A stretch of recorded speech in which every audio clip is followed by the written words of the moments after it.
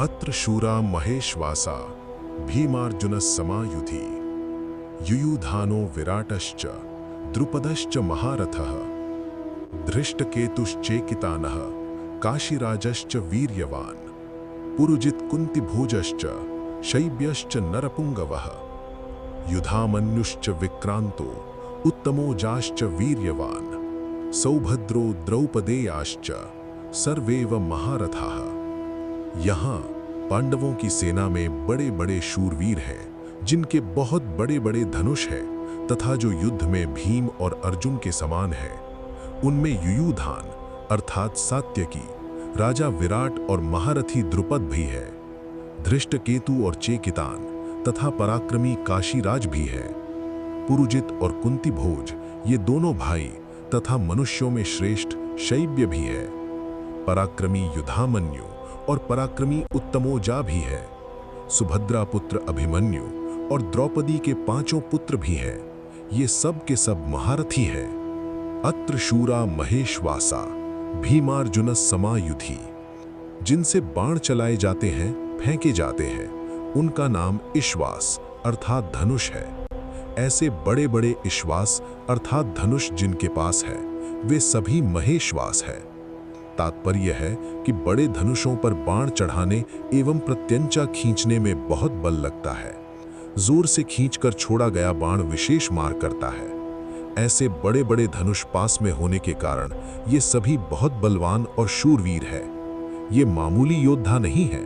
युद्ध में ये भीम और अर्जुन के समान है, अर्थात बल में ये भीम के समान और अस्त्र शस्त्र की कला में ये अर्जुन के समान है। युयुधानः, युयुधान अर्थात सात्यकी ने अर्जुन से अस्त्र शस्त्र की विद्या सीखी थी।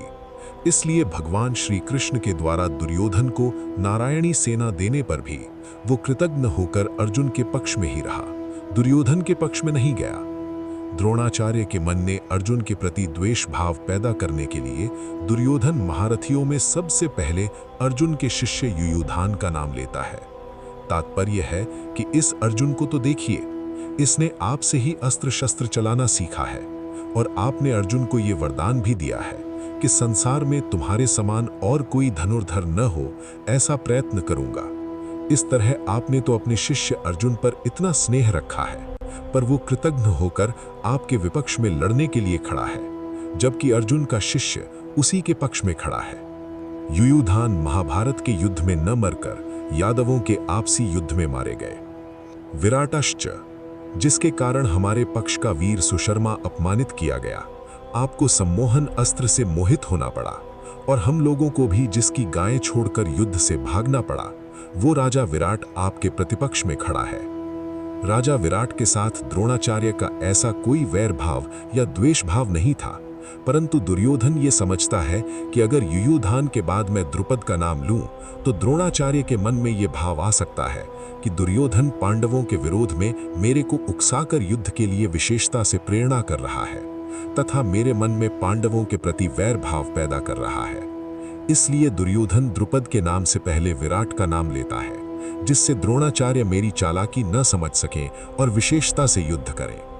राजा विराट उत्तर, श्वेत और शंख नामक तीनों पुत्रों सहित महाभारत युद्ध में मारे गए।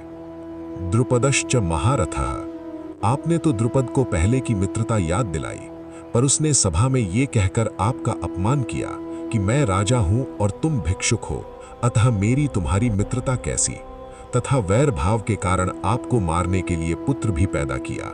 वही महारथी द्रुपद आपसे लड़ने के लिए विपक्ष में खड़ा है। द्रुपद युद्ध में द्रोणाचार्य के हाथों मारे गए। धृष्टकेतु, ये धृष्टकेतु कितना मूर्ख है कि जिसके पिता शिशुपाल को कृष्ण ने भरी सभा में चक्र से मार डाला था, उसी कृष्ण के पक्ष में ये लड़ने के लिए खड़ा है। धृष्टकेतु द्रोणाचार्य के हाथों मारे गए। चेकितानः, सब यादव सेना तो हमारी ओर से लड़ने के लिए तैयार है और ये यादव चेकितान पांडवों की सेना में खड़ा है। चेकितान दुर्योधन के हाथों मारे गए। काशीराजश्च वीर्यवान, ये काशीराज बड़ा ही शूरवीर और महारथी है, ये भी पांडवों की सेना में खड़ा है। इसलिए आप सावधानी से युद्ध करना, क्योंकि ये बड़ा पराक्रमी है। काशीराज महाभारत युद्ध में मारे गए।